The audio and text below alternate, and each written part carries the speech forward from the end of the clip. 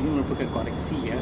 Ini merupakan east, ini merupakan south east, ini merupakan west, dan lantas kembali ini north east, kemudian ini merupakan north location bearing. Jadi untuk seperkara lagi, untuk menentukan kedudukan elevation bearing seterusnya, yang ini merupakan west coast. Ini merupakan west.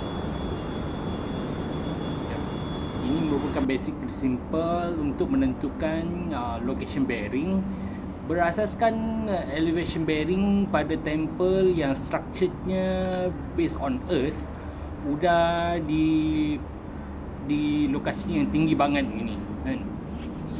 Jadi penentuan pemanggian hujan itu rains kan haruslah bertentangan dengan wind blow.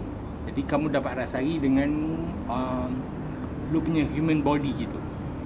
Kamu rasa nyaman, begitulah rasanya angin yang akan menstabilkan pressure di sekitar distrik ini.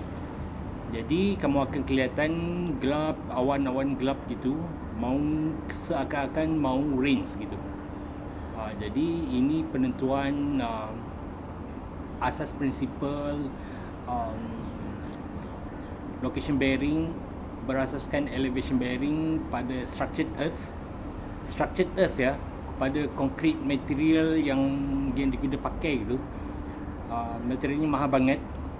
Jadi lu lihat sendiri lah, mobil-mobil yang parkir di sekitar di high rise temple ini akan diparkir sekitar sini kerana dia punya concrete material tu merupakan suhu yang amat berbeza. Kamu boleh rasai di sendiri semasa kamu bersemayang di temple. Terima kasih.